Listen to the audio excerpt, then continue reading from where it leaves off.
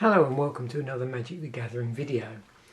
So something that I wanted to do once I'd opened the core set 2014 Fat Pack was actually look at, supposing you'd gone out and the Fat Pack was the first thing you bought, what could you actually do with it in terms of playing Magic?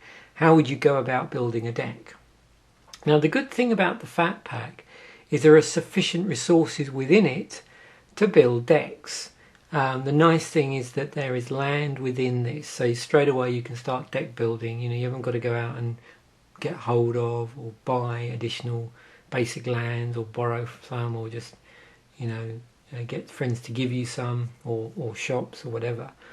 So what I've done is I've taken the contents of the Fat Pack, and what we have in front of here is all of the cards that were in the Fat Pack. So everything I got card wise in that 2014 core set Fat Pack, and I'm going to go through some sort of design ideas or just stuff to do with deck building.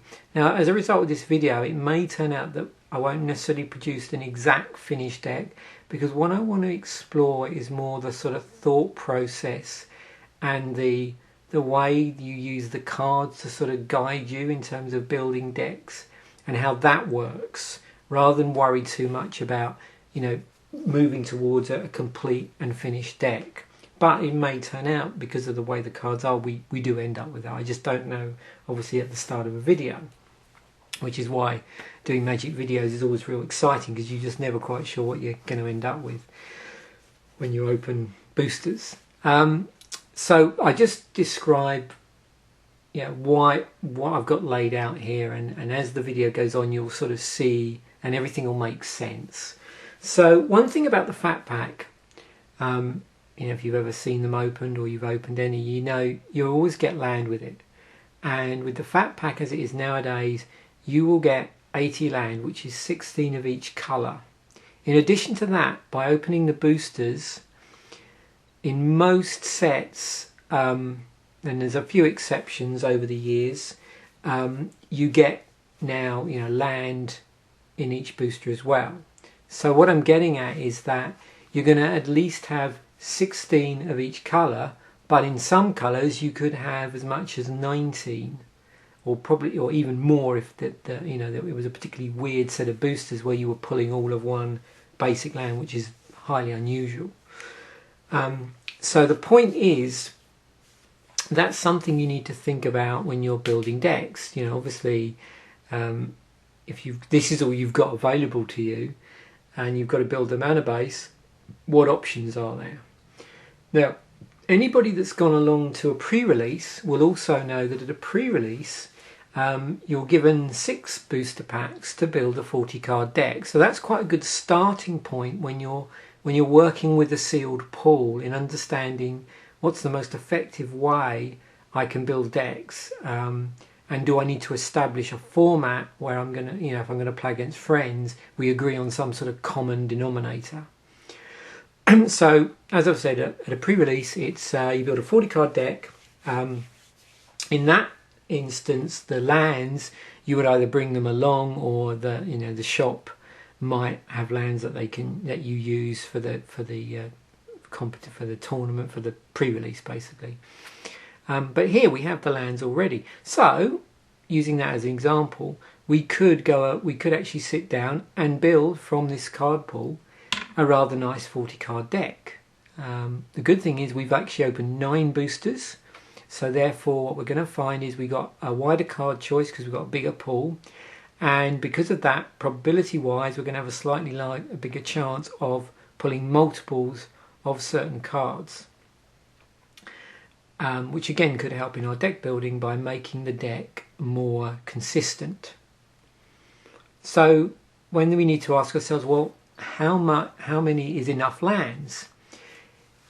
Most days nowadays, when people go out and buy, say, an intro deck contains 60 cards. And of that, the amount of lands in there is around about 24. Sometimes it's slightly more. Sometimes in decks that people might build from the ground up, They might have less than 24, and it's all depending on the sort of card you're playing and the strategy and the tempo of the deck that you're building. Now, if you know that for 60 cards it's 24, when you come to build a 40 card deck, by looking at the maths and the split of that, you can work out that you're going to need around about 16 lands, which is rather a convenient number because, as I said, the maximum amount of each, or the minimum amount of each colour of land in this fat pack is 16. So the point is, supposing you wanted to use this card pool to build a monocolour deck, so build a deck that was all green, from a mana-based point of view, you could do that because there's sufficient green basic lands, there's sufficient forests to do that. Same in any of the other colours. So that's one possibility. You basically sit down, you build a 40 card deck with all of these cards, and away you go. Or you can make it a bit different for yourself, and you could say, well, I know that in a pre-release they use 40 cards from 6 boosters. I've got 9 boosters, so again, extrapolating the math, I can say, well, that tells me that in terms of relativity, I could build a 60 card deck with that card pool. There's enough there to make the deck that I or make a deck. And you might think, well, maybe I'll stick with 40 cards because of the better choice, and the person I'm playing with is also opening a fat pack, so we've got to agree on the the deck size. But again, if you're playing against someone that's more likely to have a 60 card deck, then you might want to build a 60 card deck from this card pool. So again, something to consider, and I'll be trying to flip between both as I go along. So what do we got here? Well, we've got our mana base, so we've got all our mana here that we want to build. Here, what I've done is just pulled out cards in each colour that I would definitely play if I wanted to play that colour, but it does exclude bombs and cards that really strongly draw me to a colour, which I've isolated. It also excludes removal, which I've also isolated because I want to talk about that. And it also excludes cards that I wouldn't want to play. Okay. Also, because this slivers are so prominent in the core set, and it's interesting to have a core set where they have effectively a particular aspect of it that it's so strongly represented. We're going to have a look at slivers in our build. So off to the side, sort of here and here, we have, this is my removal pile. This is my pile of cards. So removals here, pile of cards that I'm thinking about that are going to draw me to a certain colour here. Cards that I don't really want to play unless there's a real mitigating circumstance are here. Cards that could be played in any deck are here. And these are just cards I'm going to take out for the moment, and we don't need them. This is just the remaining cards that aren't actually playable in a deck. What do I mean by that? Well, they're basically tokens. So we can't physically use them within a deck, although obviously if we've got a card that generates tokens, and all our little advert cards, so we don't need to talk about those really. So first up, let's just move these out of shot so I can focus on the slivers. Okay, that's a sliver there. Okay, so as I've said, slivers are really strongly represented in the core set. So one option would be to build a slivers deck just to play around. And what we have here is our slivers. So I've arranged them by mana curve. So we've got striking sliver, which gives other. So basically all the slivers now give creatures you control. That's the way it's been worded. Whereas slivers previously gave generally all other slivers the ability or whatever it was on the card. Okay, it might be a pump or a thing like first strike. So striking sliver gives slivers, creatures you control, first strike, and that includes itself because it's obviously a sliver. Predatory sliver, same, but gives other sliver creatures you control +1/+1.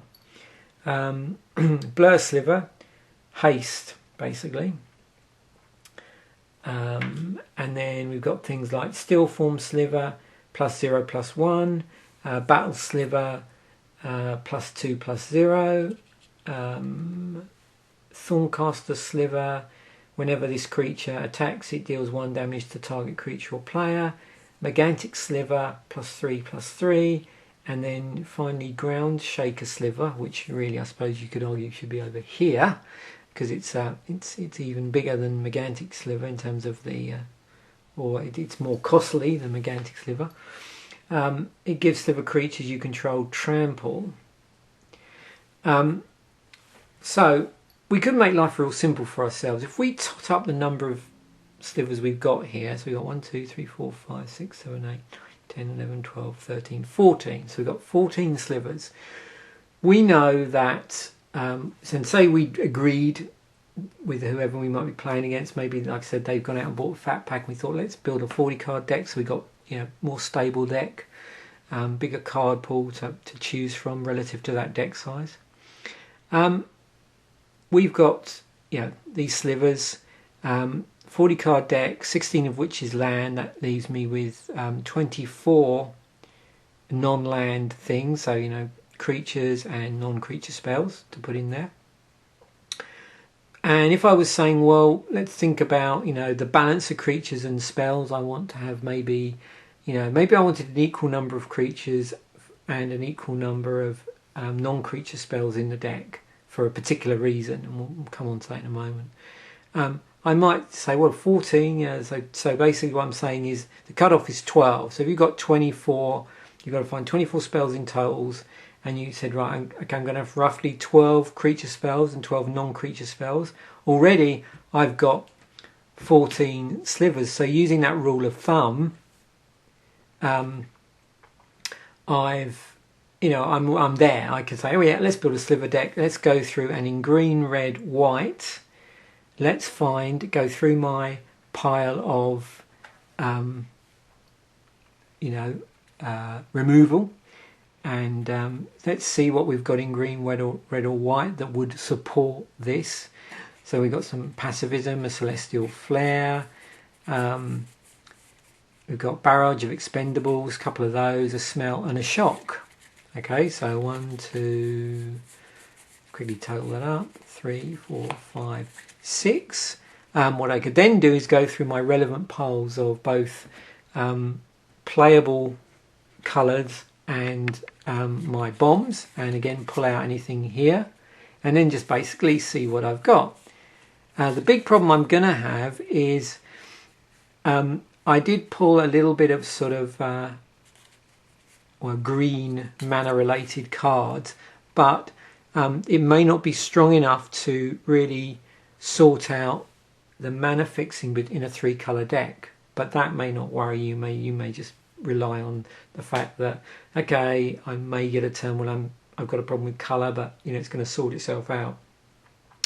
So if you did do that, once you'd assembled your sliver deck, you would then total up the different coloured symbols. So, you know, this is an example. Obviously, we normally have more cards here, but just using this. So here, you know, I've got 1, 2, 3, 4 red symbols, 1, 2, 3, 4 white symbols, and then 3 green symbols. So, you know, that would then, what I would do is work out from that the proportions of the different basic lands that would go into that deck. So that's the basic premise. And you just basically do that. It's a very quick and dirty way of getting your mana sort of off to a good start. The other thing to remember about these slivers are some things that slivers are going to be stronger than others. For instance, we've got these sort of slivers either side of this pile, I would call aggressive slivers. They've got something which either pumps them, gives them first strike, gives them trample, pings for damage. What was the other thing? Apart from pumping, haste, that sort of thing. Hive stirrings, actually, one thing I didn't mention. This is the one that just generates tokens. It puts 2 on 1 colourless sliver creature tokens into play. But in here we've got a number of more passive creatures. What I mean by that is this one, for instance, gives other slivers +0, +1, and these 3 sliver constructs are basically a vanilla sliver, but they're a 2-2 and they cost 3 to cast. But of course they do interact with the other slivers, and what I'm getting at is you need to consider, you know, even with the interaction, are there better creatures that are non-slivers that would go in that slot? So just don't assume immediately, oh, the slivers are going to give me a real good synergy. Some synergies, there could actually be a stronger card in the deck even without that synergy that would be better in the 3-drop slot or in your creature slot. The other thing is the order in which these might be played could be important. For instance, this one, which has haste on it. So sliver creatures you control have haste. Now it does give itself haste because it's a sliver, but equally you need to make sure that it's something, you know, when you decide how you're going to play your deck out, that this is in play at the correct point in time in order to benefit the other sliver cards because of the timing on that particular ability. So that's a first possibility, is we could go with the slivers deck, like I said, pull out all the other relevant support cards and then just sort down till we're left with the strongest cards, and like I said, remove any slivers that maybe don't quite make the grade. So slivers, you know, you might want to write this down if you're trying to you know, if you were doing this for real on your own thing, it's a good idea to note down stuff like that. Say, okay, I've got potential for a sliver deck here. You know, we've got the advantage of doing this at home. We're not going to be time constrained like we would in a proper sealed deck thing. So you can do things like this and just take your time in order to build up your skill, really. And then, you know, try it against the clock. Okay, so I think the next thing I'll do is I'll just show you the cards that I didn't want to include in any decks off the top, basically. So I might include them if I was running short of something, or something was suddenly a synergy came out to me, but these are the ones. So we'll look at those next. So let's take a look at the cards that I don't really feel drawn to play. So first up we have Rod of Ruin. I just find that too expensive for what it does. It does 1 damage when you finally, you know, pay the 4 to cast it, and then 3 to tap it and do 1 damage. And there's really nothing you know, I can find that would make me want to play that. You know, no synergy there. And then we've got a number of other cards that again on first pass I'm going to put to one side unless there's a compelling reason. One of the problems you get in Magic is sort of evaluating instants that have pumps on them, and there's a number of cards that are very similar here. And really you just have to look at it and say, okay, what's the probability of me being able to play this at a certain point in the game, and if I can justify that, then by all means play it, but if I can't, put it to one side. So we've got 2 cards which basically pump creatures and 1 card which does the opposite. It's I'm just trying to think of the correct term for this, but it's like a sort of withering type ability. There is a better term than that, and I just can't remember it. But you know, they do a similar thing in their instant speed, and you can use them as combat tricks. But again, you've got, you know, obviously you have to have a creature in play, and the timing has to be right, and it only lasts for until basically end of turn.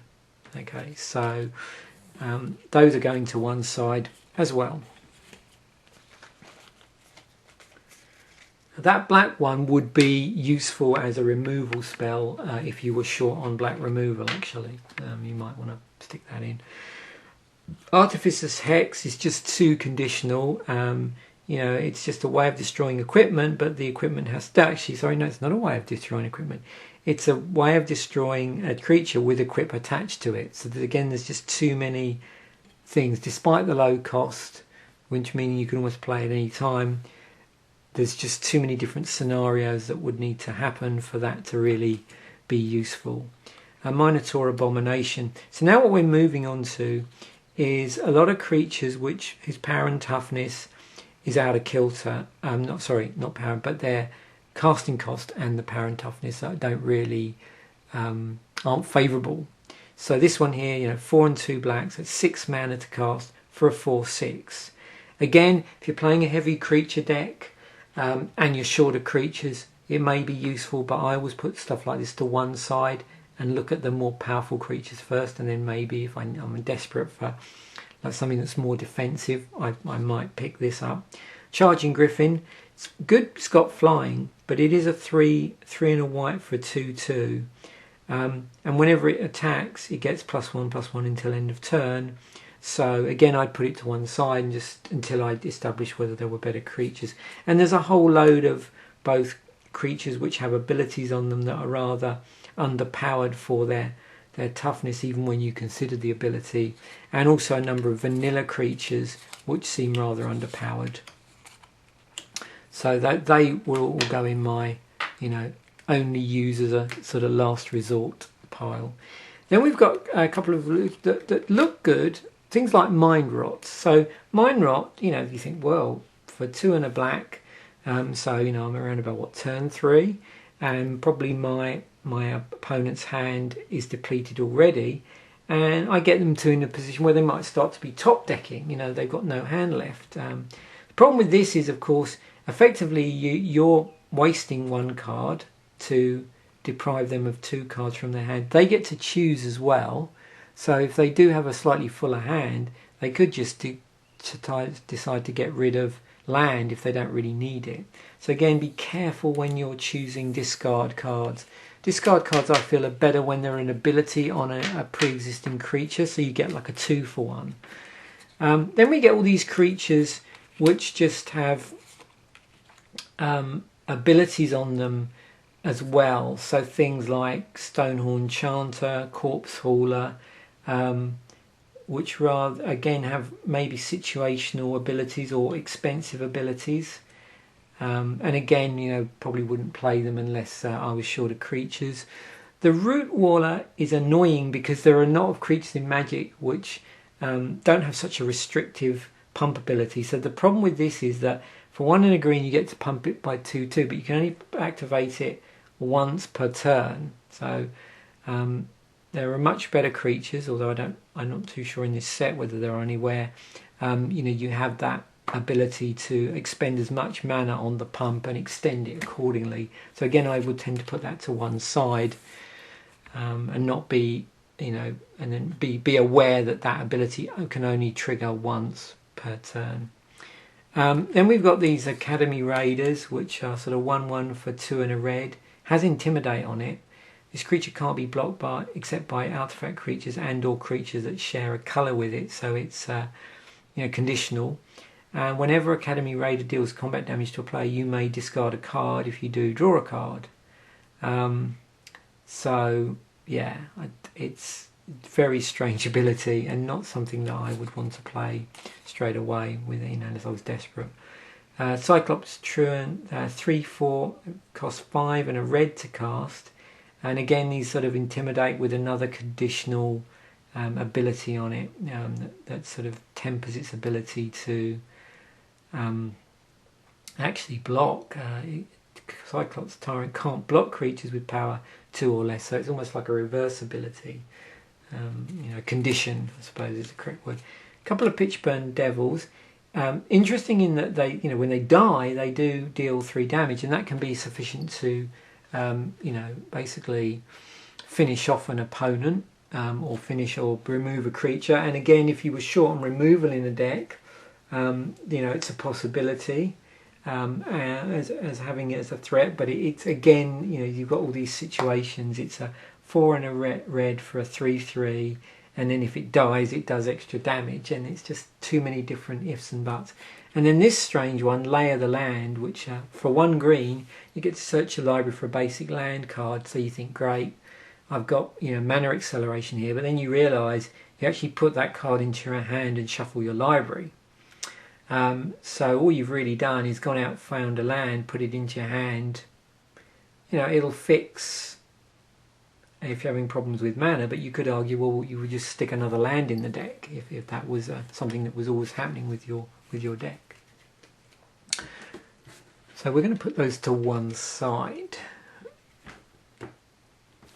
So next up, we're going to take a look at the good stuff, if you like. What's left after we've taken out our obvious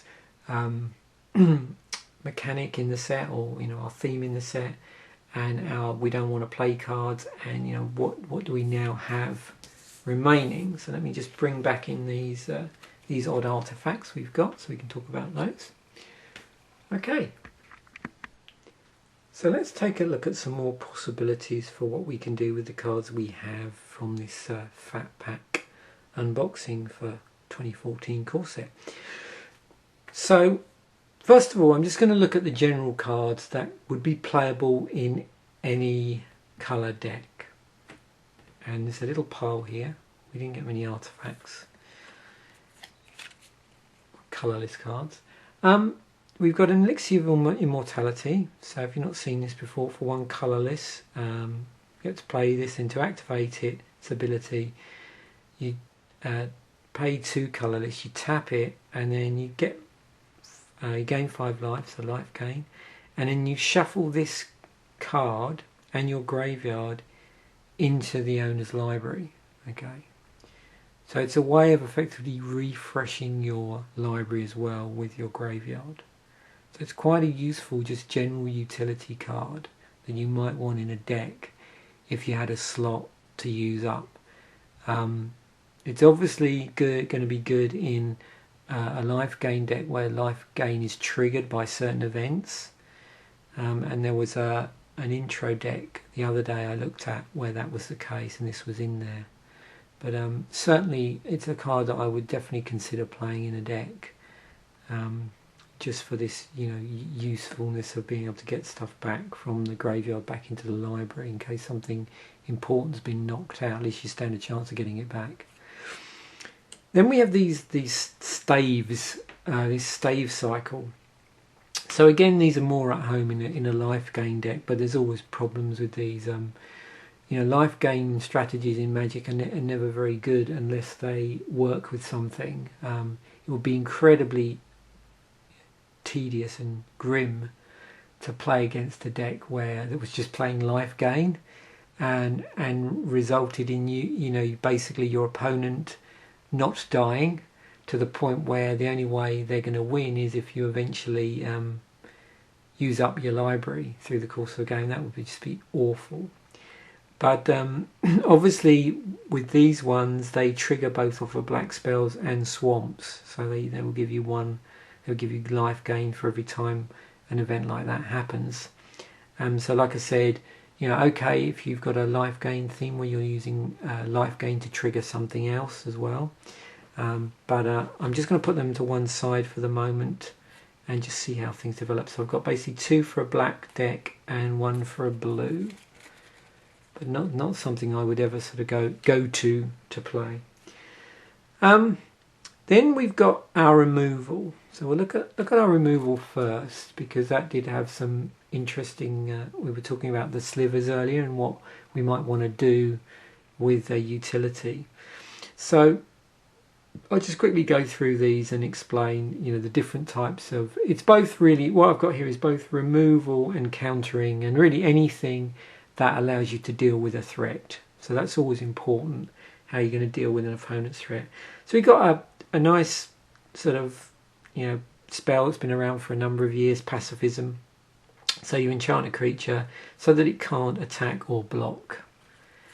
Celestial Flare is interesting. We've got a white removal spell, but normally you find with white removal spells they have some sort of condition on them, so that they're much more white in their nature. And you see sort of mass removal in white, but generally with white targeted removal, a lot of the time you'll sort of see these other conditions attached to it.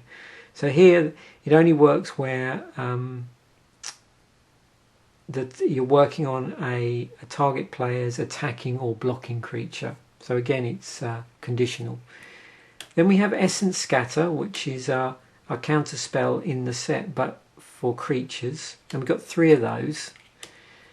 I put this in here, though it's a creature card, the ability on it does actually stop So you tap down a red or a green creature an opponent controls, and that creature doesn't untap during its controller's untap step for as long as you control Tidebinder Mage. And this is an enter the battlefield effect. So it's on a 2/2 body for 2 blue. So that this sort of tap down effect is a bonus really on the original card when it enters the battlefield. But I'll put that in there because it fits into that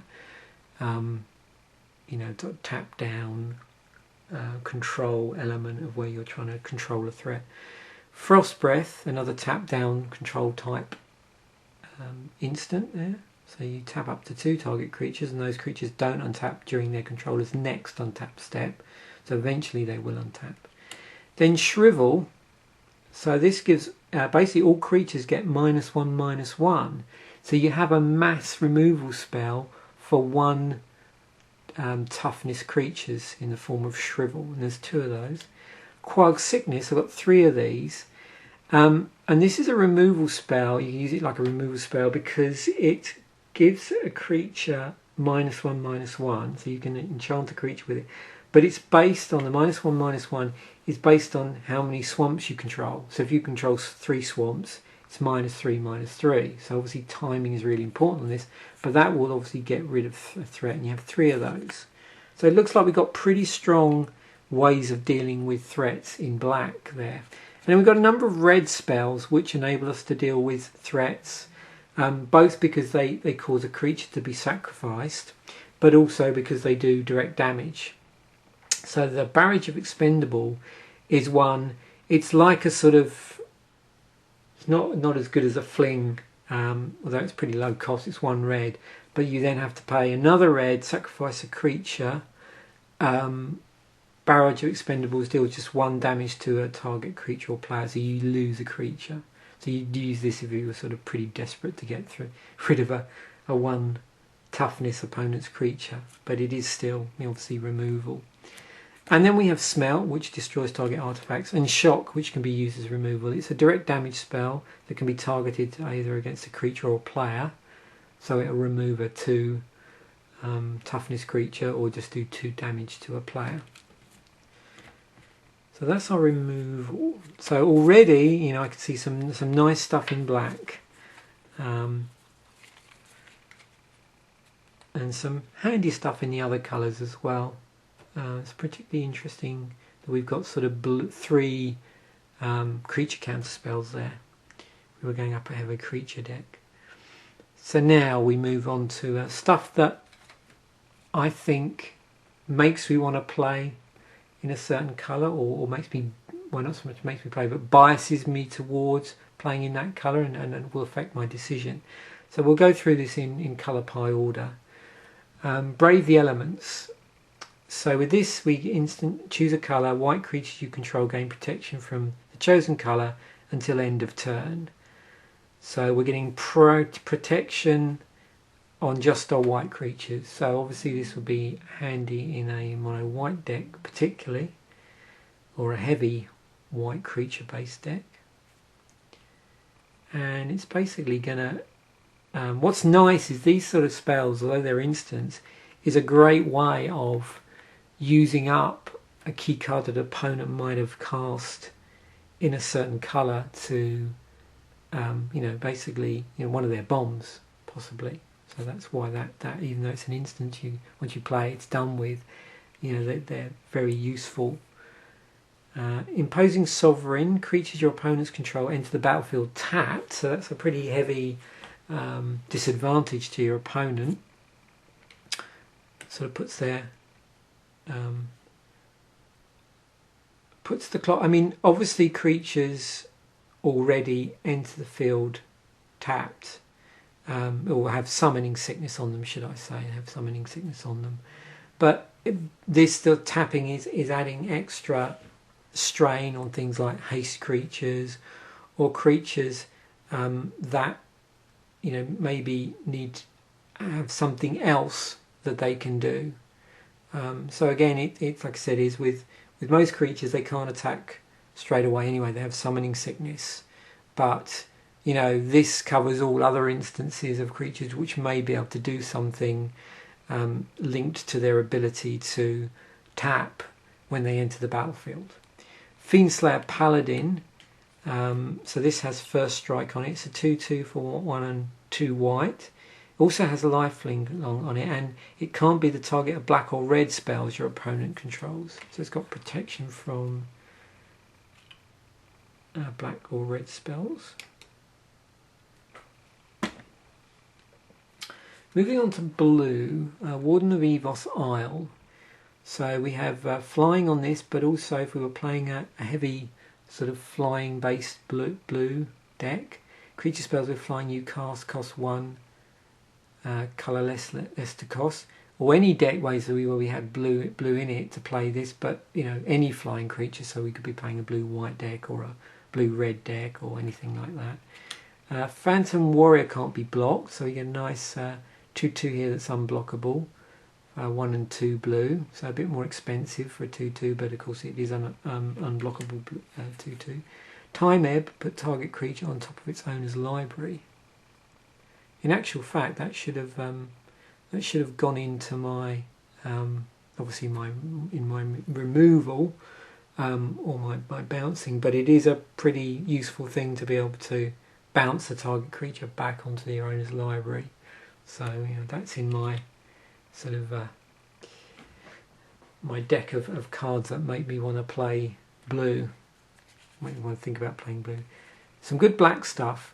We've got Flying Death Touch creature here, 2/2 for 2 and 2 black. So it's no just trying to think of the Deathrite Shaman.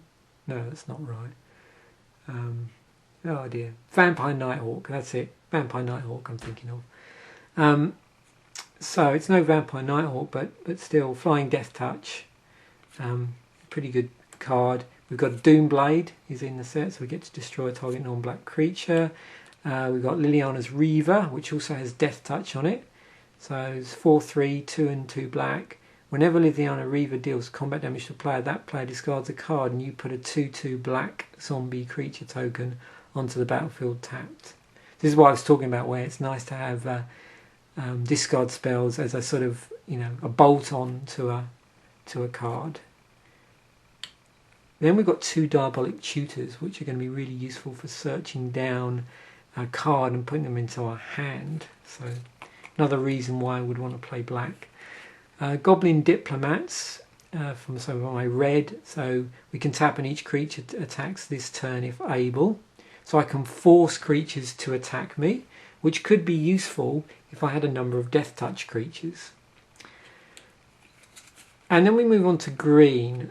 Another Death Touch creature, and I think I know where I'm going to go with this particular deck build, and I'll explain that, like, things you need to think about, which force you to go in certain directions. Deathly Recluse. So this has Death Touch. It's got Reach as well, so it helps you deal with flyers. And it's a 1/2 for 1 and a green. Savage Summoning. This can't be countered. 1 green. The next creature card you cast this turn can't be cast. Sorry, I keep saying that wrong. Did it on the unboxing. Can be cast as though it had flash. That spell can't be countered. That creature enters the battlefield with an additional +1/+1 counter on it. And then we've got 2 green mana generating elves. Elvish Mystic. So you 1/1 for 1. You can tap it and add green to your mana pool, and anybody that plays Magic will recognise these as functional reprints of certain elves that tap to generate green mana. Oops. So those are my cards that really, I think, for the sort of cards that I like and the things I like to do, will make me think about playing in a certain way. And generally when you're assembling a deck from a limited pool of cards, I always think that there are 3 main approaches that you can adopt. And obviously within those approaches there's subdivisions, and many people may have additional approaches that they like to use. But these are the 3 approaches that I tend to think about, certainly when we're playing around with limited at home and, you know, basically building you know, decks from a limited card pool, which is probably my favourite thing to do actually, if you haven't guessed already. Is firstly, one thing is you can just take almost the easy route, which is basically a best of deck. So, or a good cards deck, as I think some people call it, which is basically you look at your card pool and you assemble the deck that has the best cards that you've pulled. Now, some instances that works really well. Other instances, particularly if those cards are spread across all 5 colours, can lead you to build some sort of 5-colour monstrosity with 0 mana fixing that basically you spend a lot of the game either being colour flooded, colour screwed, or mana screwed in some combination of those.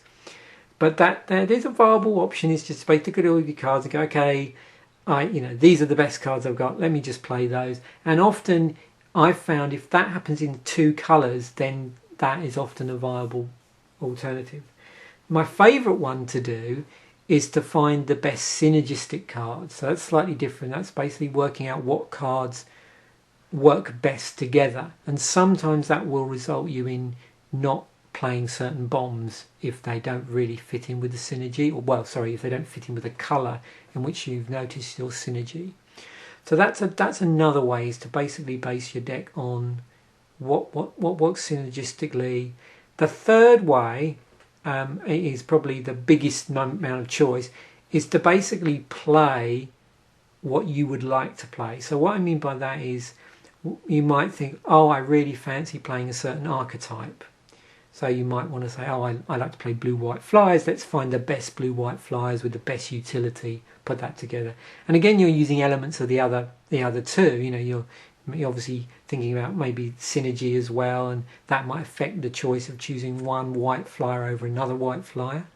Or you might be going for a tribal theme where you want to play, you know, you've got a lot of elves or goblins or wizards, and you think, well, this would be a really cool wizard deck. And again, that might be biased by synergies. Or in this core set, you might go, let's build a sliver deck because of the synergy, or because you just want to play slivers.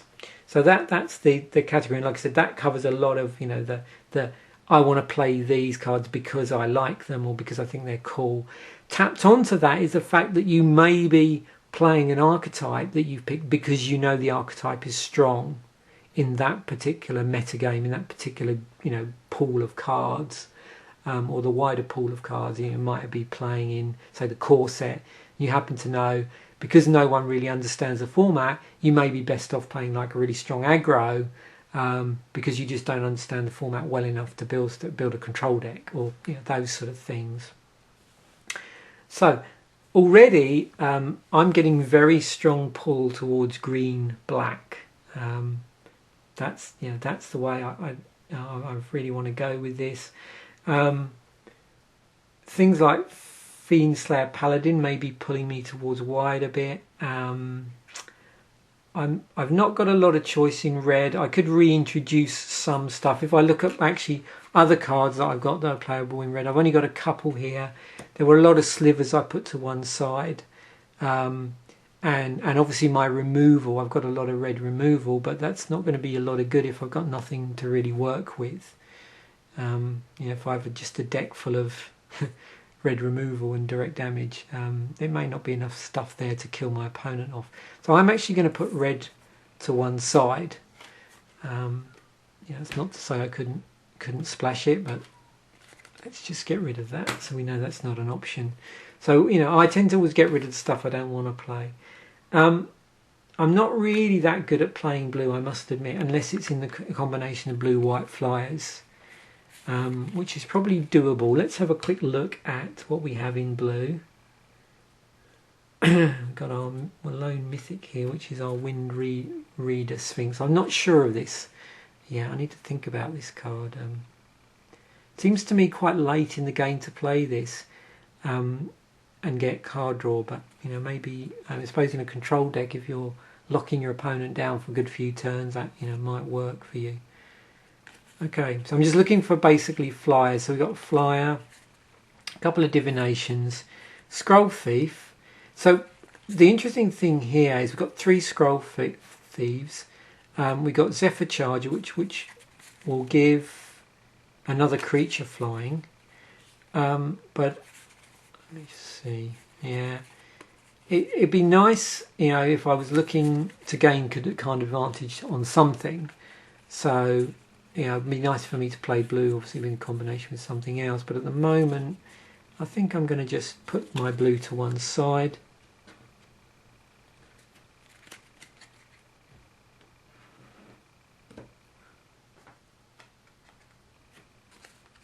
So I'm just rechecking these. There's a couple of nice blue creatures there, but on that sort of other thing, I'm just having a quick look. And it's always good to go back through, just see what sort of thing. You know, some good creature removal. Sorry, countering, not removal. Tap down. Okay, so maybe I'll stick with that. Okay, so let's get rid of white. Let's have a look at white before we do that. So a couple of flyers. We've got a knight. We got an interesting pump spell here, Blessing, which is actually an enchantment. So you enchant a creature white, pay white as well, and enchanted creature gets +1/+1 until end of turn. Fortify, Solemn Offering, Master of Diversion, Wall of Swords. No, white is not for me today. Goblin Diplomats I'm going to take out. Left behind. So here we go. Green, black, and an Elixir of Immortality. I'm putting these in here. I don't think these will get played, but they're relevant because it's black spells. Staff of the Death Magus. Like I said, you have to be very careful when you're playing life gain as whether it's, you know, useful to play cards like that and the circumstances. So one thing about this is we do have a lot of green to play with. So I just can't remember now. I've done this video. It's going to be quite long. I've actually shot it in parts. I'm probably going to assemble it as one continual thing. But I said, you know, like sometimes you might look at this and go for a 40 card deck. Sometimes you might go for a 60 card deck. For the ultimate, the deck where I'm going for, so with the Slithers example, I said, well, you know, for that, you might want to consider going with 40 card and getting whoever you're playing to agree to do the same if they were also using a fat pack or another card pool. I'm just going to attempt with 60 cards here. So this could go horribly wrong, but we'll see. 40 cards would be nice and easy in some respects because it would have a real tight thing to it. So let's just put those out there. Let's get rid of this because this isn't important yet until I talk about mana base. So let's just stick them off to one side. And we'll start to expand out with these. So let's just look at these, like I said, the cards that I felt would draw me to the colour. So we've got two Diabolic Tutors, which are our 4-drop. Now at this point in the game, I think it's good to start thinking about mana curve already, so you can just see what's going on.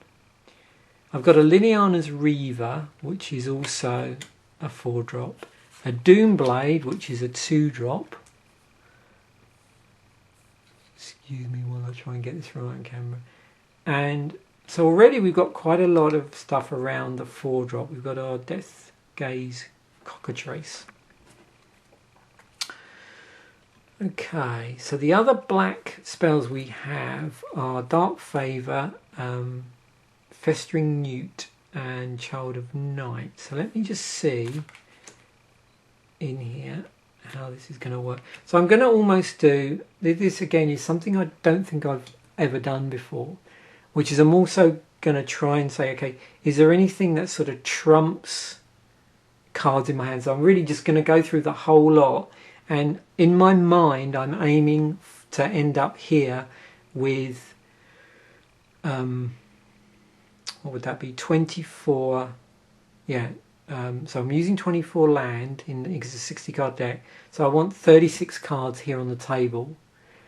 I would never do it this way. I don't think if I was building under time constraints, I'd have a completely different approach to this. because I don't think this way of doing it is particularly time, good with time. It'll cause you to waste a lot of time. Now also I mustn't forget to include my removal that I put off to one side. So I've only got removal in black. So again, just going to lay all my black cards out first of all. So I've got some 3 drops here. There was those Quag Cygnus and a couple more 2 drops here. I'm sort of running out of room a little bit, but we'll see what happens. We've already looked at these, so the Shrivel we know about and the Doom Blade, so let me just group those together, try and get some sort of thing going on here. That's my creature down the bottom. Let's try and group these. Actually, I know what that is, so okay, so this is my sort of special green cards, the ones that, like I said, make me want to play green. So I got some creatures there which also generate mana. I've also got a instant in the form of Savage Summoning, which is good creature support. Lets me get out a creature real easy that I don't want my opponent to mess with.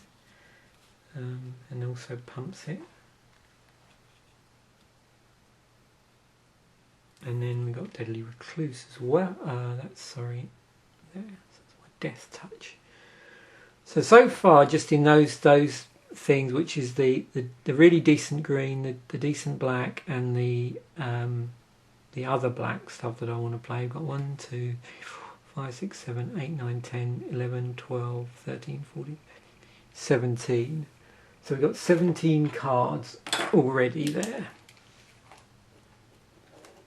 out of a possible, what did I say, 36.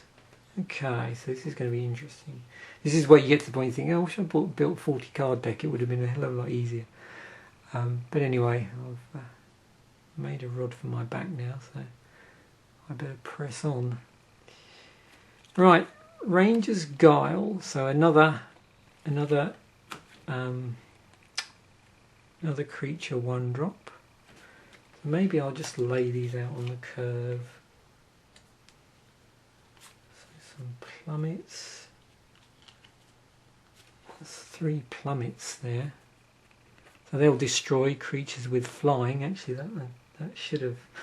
There we go. I made a classic mistake there. I forgot to include that in my, because that is removal, it's conditional removal.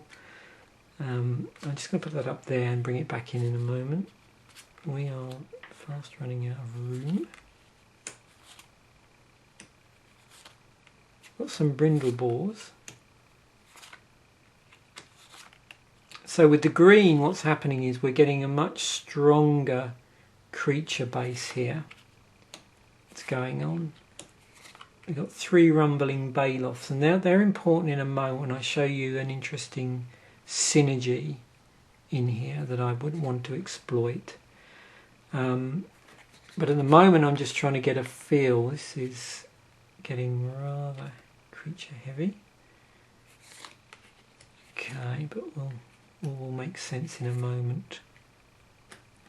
I just wanted to do a quick total up, because sometimes you'll get to this point you actually see, oh look, I've got enough cards, I haven't got to like drop anything, particularly with a 60 card deck.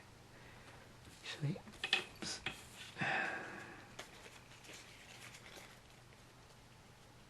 I just want to so that I can see how many cards there are at the moment, and we'll go back over.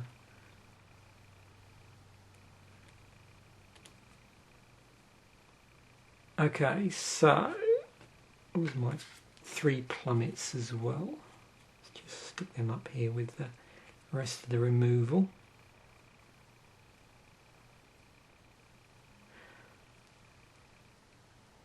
Okay, so 1, 2, 3, 4, 5, 6, 7, 8, 9, 10, 12, 13, 14, 16, 17, 18, 19, 20, 21, 22, 27, 28, 29, 30, 31, 32, 36, 37, 38, 39, 40. So we've got 40 cards. We need to lose 4. We need to lose 4. Okay, so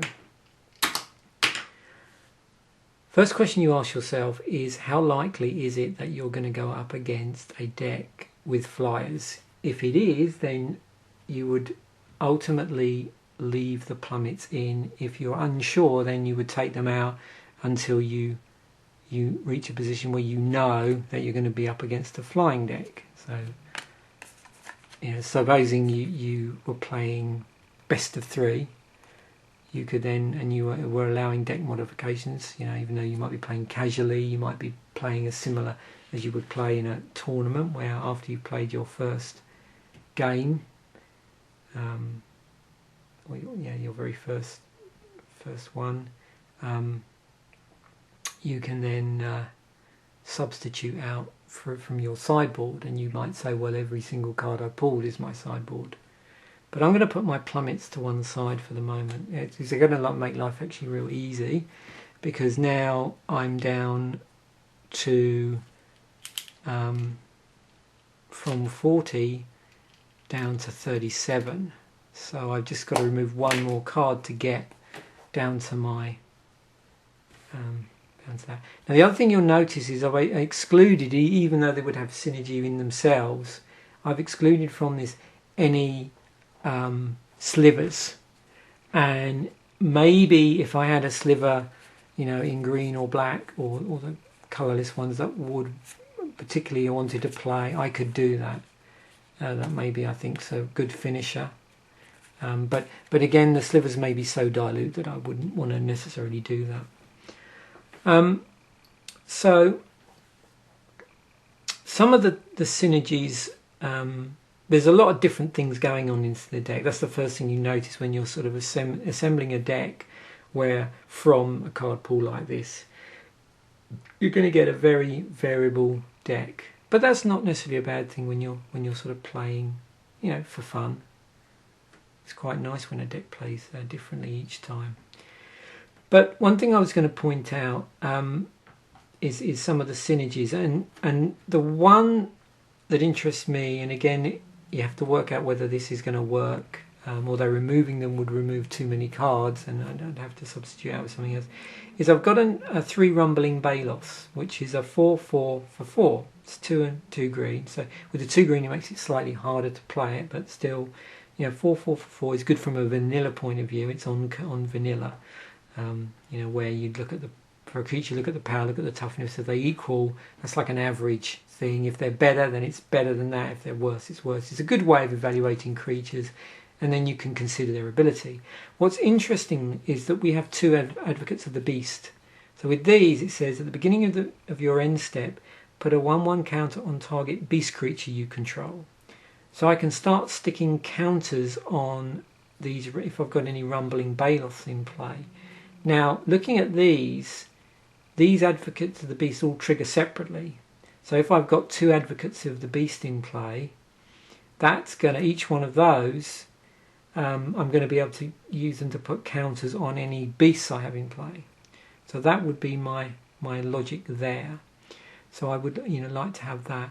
Howl of the Night Pack is a really interesting finisher in a green deck, because it suddenly produces all these 2/2 green wolf creature tokens onto the battlefield for each forest we control. Now the only thing about that is it's a 7-drop. To me, it's more at home in a mono green deck, because then that way you know you've got all green. So you could get to, say, turn 7 and half of your mana is going to be green, say, on average, you know, if it was a 50-50 split, which we don't know yet. And that could be a problem, because of course that way you've only got, say you had three forests and 4 swamps. That's only going to put 3 2/2 green wolf creature tokens into play on turn 7. And also what is really useful is I don't have something in, I'm just trying to look to see if I've got something that maybe I could play which would force all my opponent's creatures to, say, tap down or do something while I played that, so I could then So when I'd have to do it again, I'd have to do it next turn, because the creatures I put into play wouldn't be able to attack on that turn. So you get into all sorts of problems, you know, when you play this outside of a mono green deck. And really, I think sometimes it also, you have to really build this around, you have multiple copies of it, and just look at you know, a synergy that's going to work with the fact that suddenly you've got 2/2 green wolf creatures and you need to do something with them, and on turn 7 there could be something else in play your opponent has, which is a hell of a lot bigger than a 2/2 green wolf creature. So I think my easiest option, and I've got these Briar Pack Alphas here, which we'll just temporarily put to one side. That's got flash on it, so it's a 3/3 for 3 and a green with flash. When Briar Pack Alpha enters the battlefield, target creature gets +2/+2 until end of turn. There's lots of interesting pump effects in here. So I would actually be tempted, because I'm playing green-black, to actually ditch this Howl of the Night pack. That would make life extremely easy for me. So now let's just count this up to make sure I haven't made any sort of mistake. 1, 2, 3, 4, 5, 6, 7, 8, 9, 12, 13, 14, 15,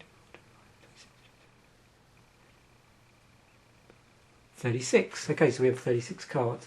So next what we do is we just total up. It does look like I'm actually going to build a deck from this. If it is rather interesting in its combinations, although like I said, I've got some, you know, strong, there's quite a few, like 3 of this and 3 over here, and, you know, there's several 3-ofs, so in some areas it'd be quite consistent. And it looks like I've got sufficient large creatures that I would be in a position to kill an opponent.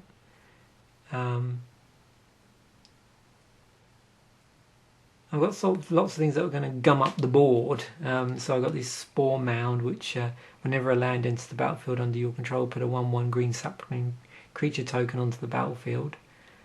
That's a 3/3 on turn 5, and then you just generate these saplings basically that you know, you can use to chump block or just do other interesting things with. But like I said, it's not going to happen until, so you've got turn 4 and next turn when you put another land in, if you're still making your land drops. So our only remaining step is to basically work out the mana base. Now there's several different ways that you can calculate mana, and I'm just going to go through 3 things which are each a refinement of the one before. So the quickest and the dirtiest, and a lot would say the most inaccurate way of doing it, but it will give you a rough, you know, idea of where you need to be going, is to simply count up the cards in each colour. Now one thing to note, when I'm doing this, what I tend to do is I initially ignore anything that generates mana until I've got a rough idea of my mana balance, and then I start to tweak my base based on considerations of cards that might generate mana or accelerate mana. It's just the way I like to do things. I prefer to sort of get a rough idea of the mana base and then just tweak things around a little bit. So on my first pass will be to just count up the number of cards in certain colours, and you know, if there was like multicoloured cards, I would tend to count 1 for each colour basically. So in this deck, what I do know is that there are currently 23 green cards and 13 black cards. So that would give me a proportion of 23 to 13 of the 2 colours, which I could then take. I could work out the total, which would be 36, I believe, on there. And once I've done that,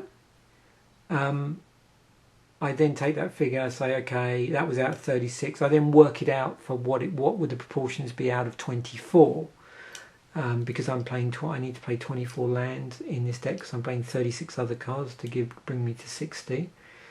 Now that's, you know, like I say, the quickest, dirtiest way of doing it. The first refinement is to go through and actually count mana symbols instead. And that's the way a lot of people do it, which is to like I say, so this time around when you counted through, there's a number of these cards, there's 6 green cards and 4 black cards, which actually have 2 of the mana symbol on them. So in the case of green, 2 green, in the case of black, 2 black. So when you do it that way, you end up with 29 green symbols and 17 black symbols. And then the sort of third way, which is I've noticed is used a lot in these programs that calculate mana for you, that you can get like apps and stuff on the web. What they often do is they will count the first green of the first symbol, colour symbol, as 1, and then any subsequent one as half. So again, in our example here, we've got 6 cards which have the additional colour of the appropriate mana. So in that, the count would just be simply 3, because they're all count as half. And then in the other ones, it would be 2. So playing that into our original 23 and 13, that would be 26 points, if you like. Maybe better to think about points. 26 points in green and 15 points in black, which gives a total of 41. So that's 26 and 15 out of 41. We need to scale that down to 24. So basically how we do that is we simply take we take 24, divide it by 41, and then multiply it by first 26, and then we do the same again. 24 divided by 41, then multiply it by 15, which is our number of black points. So that then gives us 15 green and 9 black. So here's our 15 green sources, our forests, and our 9 black sources, which are our swamps. Now that gives us a total of 24. But as I've said, within this deck there is some mana acceleration going on. And let's just pull these out. Or should I say mana fixing more than anything? Well, a bit of both actually.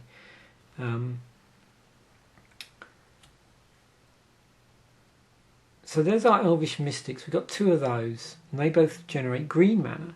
We've also got this Verdant Haven, which what that does is when you enchant a land, you get 2 life when it enters the battlefield, but also whenever an enchanted land is tapped for mana, its controller adds 1 mana of any colour to his or her mana pool. So that will be useful if, say, we've got some forest, we need to generate some black. We could attach this to one of the forests, and then basically when we tap the forest, we also get the we can also choose black as our additional mana of any colour. Notice that we couldn't use that black on any card which specifically took the number of swamps into consideration, because that's something quite different. You know, the colour of the mana and the type of the basic land are 2 separate things which need to be considered when you're looking at triggers. So what I might do, that there's a number of courses you can go down. One is to say, well, I've got these 2 Elvish Mystics. The Verdant Haven is both beneficial to green and black, so I don't really need to change the proportions. But this Elvish Mystic is going to be more biased towards green. So therefore I'm going to have some extra green mana sources which weren't in my original calculation. So what I could do is, one thing is to take out two green mana sources, because there's 2 here, and then bring in a couple of green cards that maybe I could use in the deck. Now, I don't really want to do that because there's nothing I really want to bring in that I think would really help here.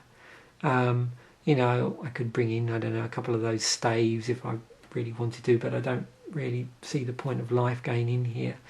I could bring back Howl of the Night Pack and a plummet or a couple of plummets, but again, as I said originally, they're quite conditional in how they would behave, so I don't think it's going to work. Also, that green mana isn't necessarily going to be always available, because this is like a dual use card. So I might actually just treat that, seeing as I've got two, I might just think that's, well, really just one source of mana, or half a source each. And what I'd be more inclined to do is probably take a forest out and just increase the amount of black, because I have these extra sources, and the benefit to me is going to, okay, I've got extra green, maybe I should put some black in. That is going to up my black now, so that I've got 14 actual forests. Then I would have 10 black, and then I've got these two green sources, which is going to obviously help with the fact I've got more green. So that's where I would go with that. But like I said, there's several ways you can do that. You can use the additional mana sources to, you know, change the deck in other ways. But I simply often use it just to slightly rebalance the mana, where I've got one of the colours has got, you know, isn't actually, it's not a 50-50 split. So in this case, I've got slightly less black, so I would have a tendency to bump the black up at the expense of the colour that was providing the additional colour on its on a creature or some other thing. So there we have it. That's our finished build here for the cards in the core set. It actually worked out quite well with the fact that I didn't have to pull out many cards from my initial sorting. And that's one thing that can be quite useful, I think, is if you have a very rigorous sorting regime, that takes out a lot of the stuff that you don't really want to play or isn't going to work with what you have. You sometimes find it's a lot easier when you do the final the final build, and I definitely recommend laying out the mana curve as well, so you can get an idea where stuff is going to happen.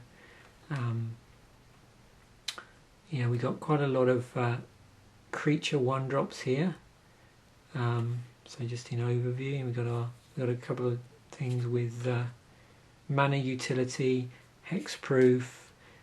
Target creature you control gets +1/+1 and gains hexproof until end of turn. So we've got some instants there that we can, don't cost a lot. We've got Festering Newt dies. So this was an interesting one. This is a 1/1 for 1. There's an interesting combination on this thing, but I think I would still play this even if I didn't have this, which is basically when it dies, target creature and opponent control gets -1/-1 until end of turn.